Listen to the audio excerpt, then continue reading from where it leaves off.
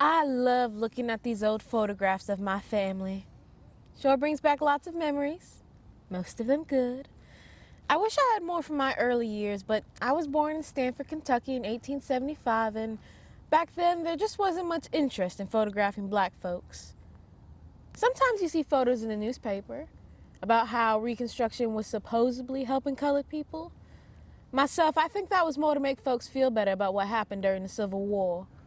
Nobody wanted to think about how our parents had been enslaved a few years back.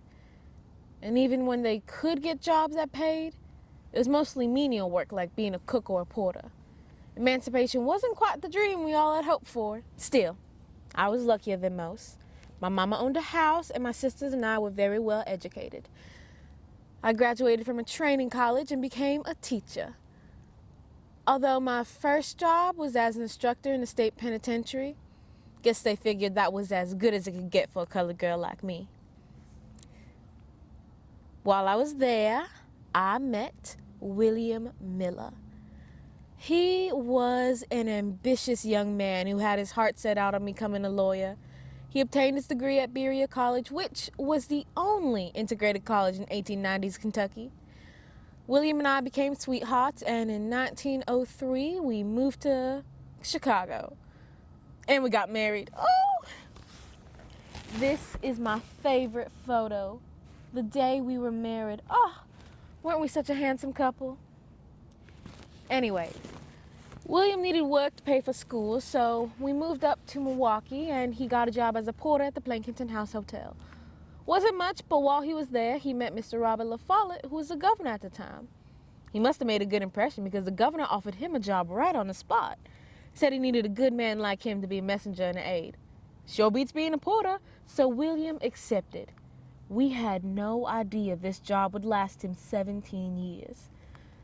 Coming to Madison was the best decision we had ever made. It's where we started our family, where we bought property, and where we took part in community and social activities. We even became active in local politics.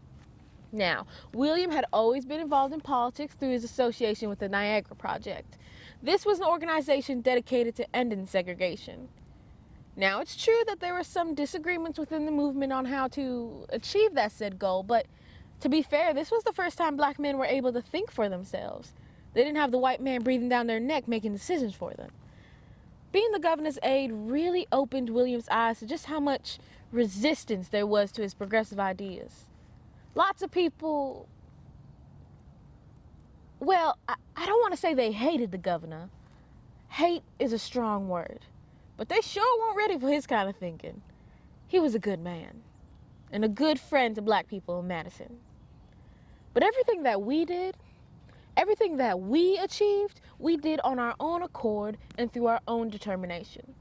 William helped establish the African Methodist Episcopal Church, and I was one of the first founders and treasurers of the Madison chapter for the NAACP.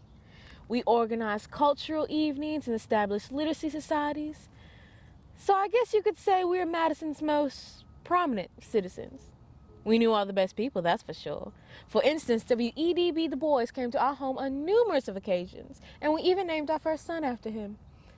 My point being, the black community in the 1900s in Madison was small, but it was strong. We knew how to get things done, and we knew how to help our brothers and sisters who didn't have the same opportunities as us. Oh, this is the photo from the Henderson farm on our honeymoon. Notley Henderson, good man. His son Alan was the pallbearer at William's funeral before that tragedy. Oh, I don't even want to think about that. If only we knew just how sick William really was. He had been suffering from pernicious anemia for a long time before it was properly diagnosed. Who knows? With better treatment, he could have lived longer. We could have spent more time together. We could have watched our children grow together. It makes me sad thinking about that, but it makes me happy knowing that we still have descendants that live here to this day. Despite how sick he was, William insisted on being carried to the polls so he could cast his vote for Governor LaFollette, who is now a senator.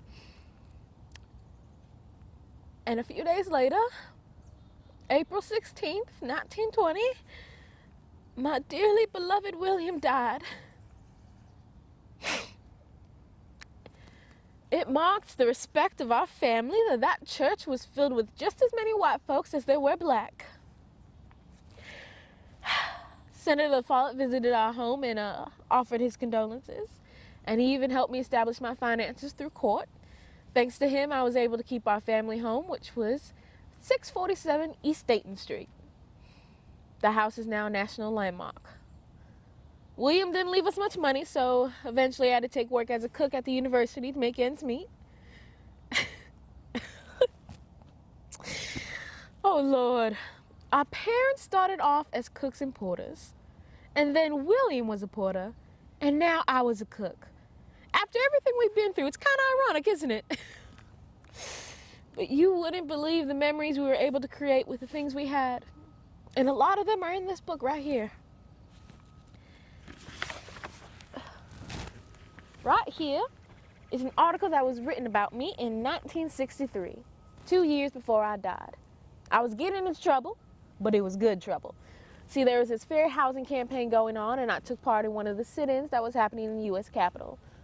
Right alongside me was this 4-year-old girl. I wonder what her life is like today. You know, there is a saying that I love. People are like flowers.